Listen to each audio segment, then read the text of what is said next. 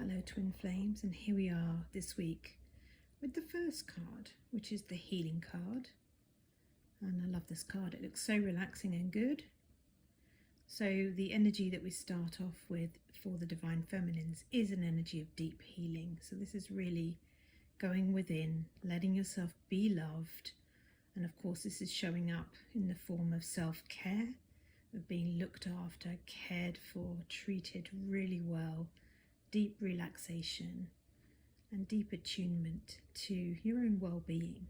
So Divine Feminines, enjoy that feeling this week as you let that in. And of course, if you're not feeling well taken care of, it's time then really to look at what you can be doing to improve that in your life. Are you prioritizing it? Do you even recognize that you need it? Are there any blocks coming up around looking after yourself? That's the place that you can begin. So now let's have a look at the next card. And the next card we have is the love card. That's very sweet. Loves unconditionally, unselfishly, with no limitations. And that's really beautiful. And the card in this image is really making me feel not only about you loving you, Divine Feminines, but also the love you have for your union, that unconditional love that you have, knowing that your union is taken care of, everything is okay, that all the blocks can be dissolved away with that beautiful, unconditional, loving heart. So deep healing, deep love, a lot of joy by the look of it too. Let's take a look at the third card this week, and we have Karmic Family. So a little bit of a different story showing up here.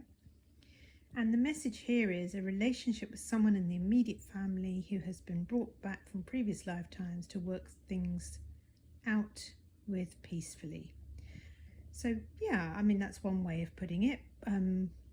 Karmic family is really just people around you, patterns, connections that you have made maybe many lifetimes ago, but karma is really just the outcome of choices made.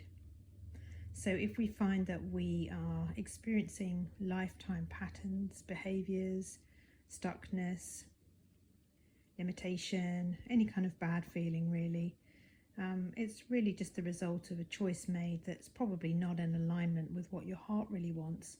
So you can make a new choice there, and the best way to do that is to work with a coach to really heal the block and to release and dissolve away the patterns showing up, maybe in the family members or close people around you. And when you do that, you open up those relationships to become renewed and refreshed, and to become something without the pattern there, which can feel very relieving for everybody. So as you heal, you help others heal too. You help others see a different way, and you really change the dynamic in your connections. So yeah, go ahead and do that. Love yourself. Do that beautiful healing and relaxation. Open that heart up to love, and see what happens in your immediate karmic family. So now let's check out the Divine Masculine energy for the week. And we start with the Synchronicities card. So that tells me not only is your twin flame looking at his phone a lot, which maybe he's checking your social media, who knows, maybe he's just looking into information about twin flames, maybe he's doing a little bit of spiritual research there. But it's also pointing to signs, symbols, messages from the divine, from the angels, from your spirit guardians, whatever you want to call it. There is communication coming through that is divinely inspired. And we see here, of course, the number patterns which come up for a lot of us on the journey, don't they? And they really usually, my experience, come up when we've asked a question in our heart and they're bringing us an answer, and that answer usually comes in the form of a feeling.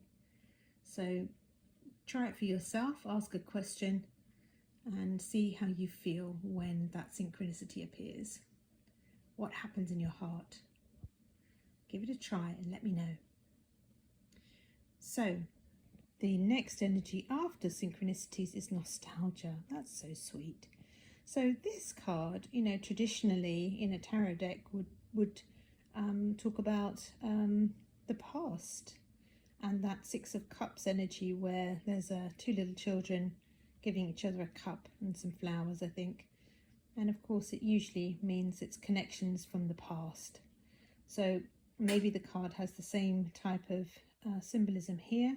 It's really just remembering love, remembering a connection. Maybe that feels like it's been lost, but of course it hasn't if you're true twin flames. And it's just remembering the love that is between you both, that's still there, and recognizing it's not going to go away, but you can reconnect with it in any moment in your heart. So it's not just nostalgia, it's really just connecting with your union. And of course you can enjoy that whenever you like, Divine Masculines. That's what you're meant to be doing, connecting with your heart. And then the last card for Divine Masculines this week is the Lack Mentality card, otherwise known as Poverty Consciousness. Focusing on what you don't have, thinking there isn't enough, fear-based. And yeah, that literally is it. It's just a belief that there isn't enough of something, enough of yourself, enough love, enough solution, enough really of anything good. And it's really a belief that you can't be helped in some way, or that you're not good enough to be helped. And of course all of that is simply part of the fear-based illusion, otherwise known as ego.